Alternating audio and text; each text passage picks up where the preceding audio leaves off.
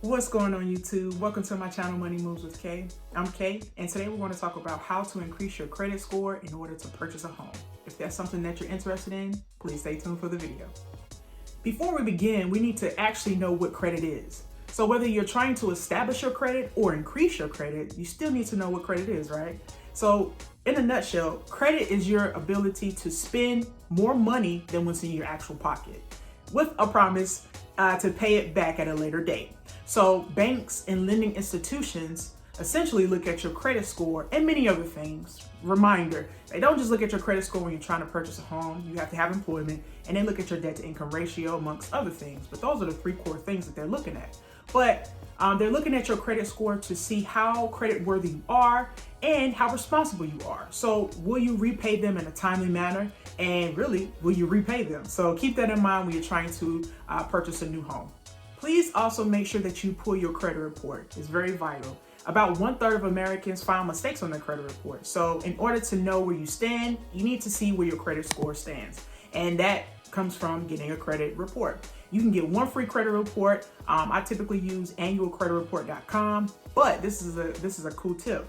If you are on public assistance, you're unemployed, and you're seeking employment within the next 60 days, or you presented a fraud alert on your credit, and because you think someone stole your identity, they will give you additional free credit reports for the year, so at no charge. So keep that in mind and make sure you check your credit report. Check your address, check your accounts, check your name. There's a ton of mistakes that are presented, but you just got to pick them out so that later on you can dispute them effectively.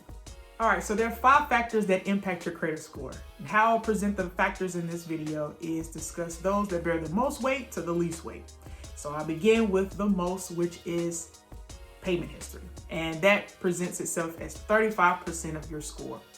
So payment history, basically broken down, means that you want to make sure that you pay your bills on time. It's imperative to the lending institutions when they're looking at your credit score, which they will pull multiple times, to see that you have a long history of paying on time. Because essentially, like I mentioned in the beginning of the video, they want their money, right? And if you were lending money to someone else, you want your money on time too. So it's understandable.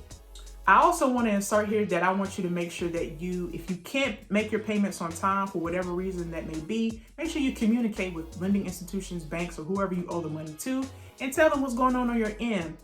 You'll be surprised at how many times they'll be a little bit more understanding if they actually know what's going on. They can make a little note in your file and kind of move on like that. You guys can make an arrangement in which you're able to pay and kind of how much you're able to pay. As long as you pay, a lot of times these institutions are very flexible and they kind of work with you. So be sure to communicate at all times. So the next factor that impacts a person's credit score is amounts owed. And amounts owed takes up about 30% of your credit score. So when lending institutions are looking at your credit score, and specifically this factor of amounts owed, they want to see how much you are utilizing. So from now on, I'll kind of say utilization. They want to see how much credit you are utilizing based on your overall credit limit. When a large percentage of a person's available credit is used, this kind of signifies that the person may be financially overextended and may in the future not be able to pay their payments on time or pay at all. This will mean that if you have a credit card limit of $1,000 and you use $999 of that $1,000, you may be overextended. And in that case, banks and lending institutions will say, no, thank you. Especially if you have multiple cars or multiple situations in which you're overextended. So just try to make sure that you utilize, or that your utilization is low. So what is a low utilization? Well, the industry standard says to use or utilize 30% or less, but I like to say use or utilize 10% or less, because that will signify that you really know how to manage your line of credit and you really know how to manage your finances in general. Okay, so keeping it at 10% or low, which would mean in my scenario earlier of $1,000 credit card limit, that would mean within that scenario, you would only be using $100 of that $1,000, okay? And another good healthy practice is to whatever you use on your credit card, pay it off, okay? Use it, pay it off. That's just a good practice to have. It shows responsibility. It shows that you know how to manage your credit and that you're not overextending yourself to things or purchase things that you can't really afford. If you're finding value in the video, go ahead and slap the like button. It allows me to get the video out to a wider audience so that we can all enjoy this content together. All right, thanks. Back to the video. The next factor that impacts your credit score is length of credit history. That makes up 15% of your score. A longer credit history is considered favorable when looking at your credit worthiness because there's more information to evaluate. So it's very important to keep these accounts open because it shows a history of your credit over a longer period of time. That pretty much shows that you are responsible with your funds and that you pay back on time, and it just allows lending institutions to be able to evaluate you more favorably in the matter of your history. So keep the accounts open. So the next factor that impacts your credit score are new credit inquiries. So an inquiry can be defined as two things, a hard inquiry or a soft inquiry.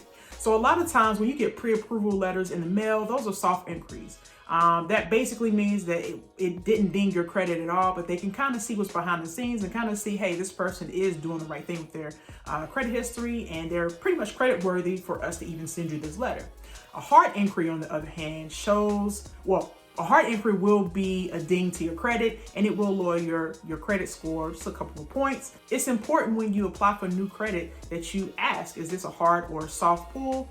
Basically meaning, is this a hard inquiry or a soft inquiry on my credit score? Because you don't want any points deducted from your score. So that's very important.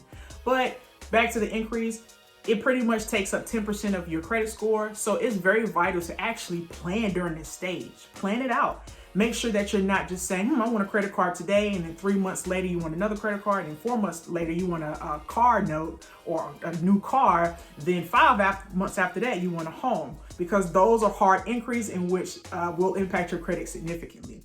I also want to tell you here, when you're applying for a home and trying to get a pre-approval letter for a home, they will pull your credit multiple times, not just once.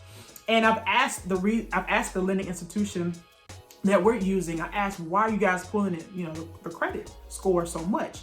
And they pretty much tell us every time that, in a nutshell, they want to make sure that we don't just apply for a new credit, right? So we get the pre-approval letter and then we just go ball out and go buy a car and all these other things, right? So they want to make sure that over time we're responsible, going back to credit history. They want to make sure that we're not just going to apply here and then wait a couple months and then apply for everything our heart desires. So it's very important that you keep your inquiries low. Try to keep your inquiries within a year under 6. If you're going over 6 hard inquiries a year, it kind of shows lending institutions that you are a risk that they may not be willing to take. And also, don't apply for multiple things in a short span of time.